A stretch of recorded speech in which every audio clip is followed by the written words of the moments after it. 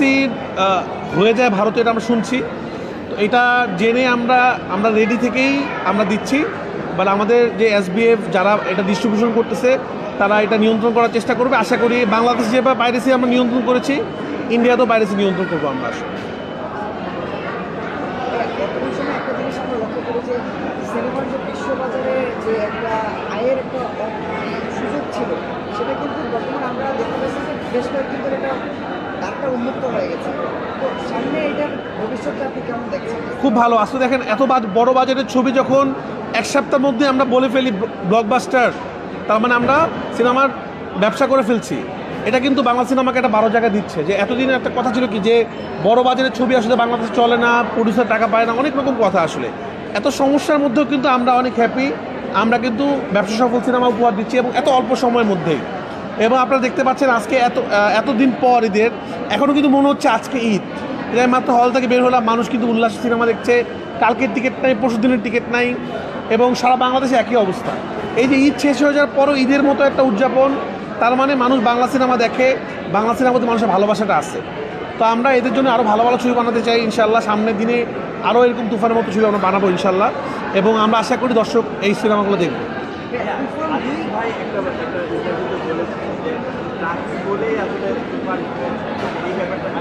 না, এটা আমি বিশ্বাস করি না। একটা সিনেমা আসলে পুরোটা টিম ওয়ার্ক। একজন ভালো ডিরেক্টর যেরকম লাগে, একজন বড় সুপারস্টার যেরকম লাগে, টেকনিক্যাল টিম লাগে, প্রত্যেকটা মানুষ, প্রডিউসার লাগে, সবাই মিলে একটা সিনেমা বানাতে হয়, একা একা সিনেমা বানানো যায় না।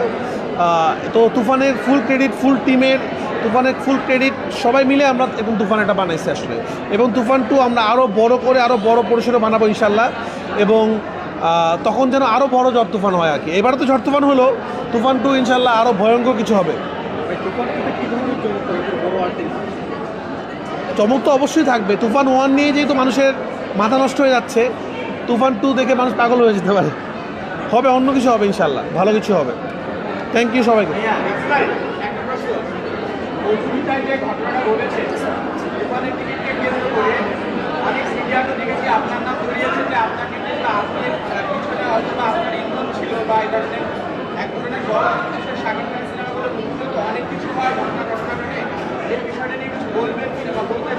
না, আমি নওশাদ ভাইয়ের সাথে কথা বলছি, উনি বলছে উনি এই ধরনের কথা বলে নাই, এইভাবে বলে নাই। তো আমি মনে হয় এটা নিয়ে কমেন্ট করলে আরও বেশি হবে আর কি। আর মধুমিতাতে যে ঘটনাটা ঘটছে, ভাঙচুর হয়েছে টিকিট নিয়ে, আপনারা দেখেছেন, আপনারা সেখানে ছিলেন, আমরা সেখানে ছিলাম না। তো আমার মনে হয় আপনারা এটা বের করেন, কারা এটা করছে। এটা আমরা তো বের করতে পারবো না, আইনশৃঙ্খলা বাহিনী বের করতে হবে, বা আপনারা বের করতে পারবেন। কারণ সিসি ক্যামেরা ফুটেজ ছিল, কারা ভাঙচুর করছে, কী করছে। আমাদের সিনেমা ব্যবসা করছে, আমরা তো অনেক হ্যাপি। বাট আমরা যেটা শুনেছি যে ব্ল্যাক কার্ডের কারণে মনে এটা হয়েছে। বাট আশা করবো এটা এখন থেকে ব্ল্যাক কার্ড বন্ধ হবে এবং মানুষ অরিজিনাল প্রাইস দিয়ে সিনেমা দেখবে এবং সিনেমার টিকিট কাটবে। তুফান 2 ব্যাপারে আসলে এখন কথা বললে এটা চমক নষ্ট হয়ে যাবে। সব চমক সিনেমা হলেই হবে, এখন তুফান 1 মানুষ দেখবে।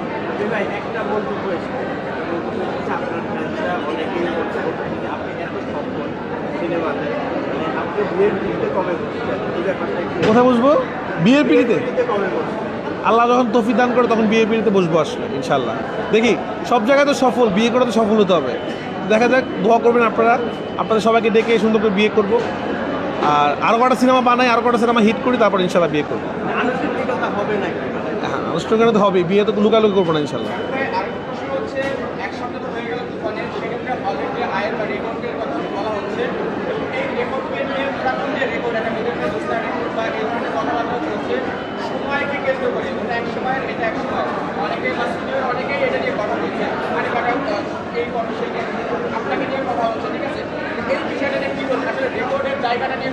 দেখেন, আমরা 20 বছরের কথা বলছি, মানে আমাদেরকে হল ডিস্ট্রিবিউশন বলছে গত 20 বছর এরকম সেল হয় নাই। তো এখন আমরা বলছি না আমরা অমুক রেকর্ড ভেঙে দিয়েছি, সব রেকর্ড ভেঙে দিচ্ছি, ওরা বলতে চাই না। দেখেন, বেদেমে জোস্তার জায়গায় বেদেমে জোস্তা আছে। বেদেমে জোস্তা ওরকম ব্যবসা না করলে আরও ভালো সিনেমা হতো না। তুফানের জায়গায় তুফান, কেউ কারো সিনেমাকে ছোটো করতে পারে না। বেদেমে জোস্তা বেদেমের জোস্তার জায়গায় আছে, প্রিয়তমার জায়গায় আছে, তুফানের জায়গায়। মানে আমাদের আসলে এই জিনিসটা থেকে বের হয়ে আসতে হবে। একটা সিনেমা ব্যবসা করলে আগের সিনেমাকে ভুলে গেলে হবে না। ওই সময় ওই সিনেমা ব্যবসা না হলে কিন্তু এটা হতো না। আবার তুফান না হলে আবার সামনের দিনে ব্যবসা হবে না। তো ব্যবসা সফল ছবি, সব ছবি ইম্পর্টেন্ট।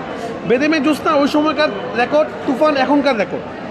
বেদেমে জোস্তা যখন এখন রিলিজ দিলে ওরকম হতো না, ওই সময় তুফান রিলিজ এরকম হতো না, তো তখনকার সময় বেদের মেয়ে জোস্তা রেকর্ড, এখনকার সময় তুফান রেকর্ড। তো আমরা আশা করব বেদের মেয়ে জোস্তাকেও ছোটো করা কিছু নাই, কোনো ব্যবসা সফল সিনেমাকে ছোটো করা কিছু না। আমার পরাণ যদি ব্যবসা না করতো সুরঙ্গ হতো না, সুরঙ্গ ব্যবসা না করলে তুফান হতো না, তুফান 2 তুফান 1 কেউ ছাড়াই যাবে আশা করি। এখন কি তুফান 1 কি তখন ভ্যালু থাকবে না? ভ্যালু থাকবে। এক একটা সময় দাবি থাকে, একটা সময় এক একটা রকম চাহিদা থাকে। এখনকার সময় এসে যে ব্যবসা করছে এটা হল মালিক আশা করে নাই। স্টার সিনেপ্লেক্স মানে জন্ম থেকে এই পর্যন্ত এই ব্যবসা দেখে নাই, বা বাংলাদেশে যে হলগুলো আছে তারা কোনো ঈদে এইরকম সেল দেখে নেই আসলে। তারা জানাইছে তাদের কাছে রেকর্ড পরিমাণে ব্যবসা হচ্ছে, এটাই। সিনেমা পাড়ায় একটা আমাদের রেশারেশি বন্ধ করা উচিত। আমরা সবাই একটা ফ্যামিলি, আমরা সবাই মিলেই বাংলা সিনেমা উন্নতি করব। বাংলা সিনেমা একটা জয় জয়কার হচ্ছে। এবং দেখেন আলটিমেটলি রেশারেশি যাই হোক, দর্শকের মধ্যে কিন্তু সেটা নাই। দর্শক কিন্তু সিনেমা যেই রকম দেখতেছে ঈদের দিন সেইভাবেই দেখছে, এটা কিন্তু কমতেছে না। তার মানে আমরা একটা জিনিস বুঝতে পারলাম যে যাই হোক না হোক দর্শক এগুলোতে কিছু যায় আসে না। দর্শক ভালো ছবি দেখতে চায়, ভালো ছবি দেখে, দর্শকই জবাব দিয়ে দেয়। তো আমি সবাইকে বলবো আসেন আমরা একসাথে সবাই মিলে কাজ করি, বাংলা সিনেমাকে এগিয়ে নিয়ে যাই। আমাদের সবাইকেই দরকার আছে, নতুনদের যেরকম দরকার আছে, পুরানদের দরকার আছে, সবাই মিলে একটা ভালো ইন্ডাস্ট্রি আমরা তৈরি করবো ইনশাআল্লাহ। পাশাপাশি ভাইয়া একটা প্রশ্ন করতে চাই, সেটা হলো পাশাপাশি শাকিব খান ভালো হচ্ছে এবং এটা প্রতিটা ডিরেক্টরই বলছে যারা ওনার সঙ্গে কাজ করছে, কিন্তু একটা মহল শাকিব খানকে নিয়ে কিন্তু বিরূপ মন্তব্য করেই যাচ্ছে প্রতিনিয়ত। মানে এই ব্যাপারটা আসলে আপনি কীভাবে দেখছেন? একজন সুপার দেখেন যত বড় বড় মানুষকে নিয়ে বিরূপ মন্তব্য হবে তার মানে তার কিন্তু জনপ্রিয়তা কমে না। তো 1 কোটি মানুষের মধ্যে যখন 5 জন মানুষ কথা বলে, আমরা 5 জন মানুষকে কাউন্ট কেন করবো? 1 কোটি মানুষ যখন পছন্দ করছে, 1 কোটি মানুষের এই পছন্দকে শ্রদ্ধা করা উচিত। 2-3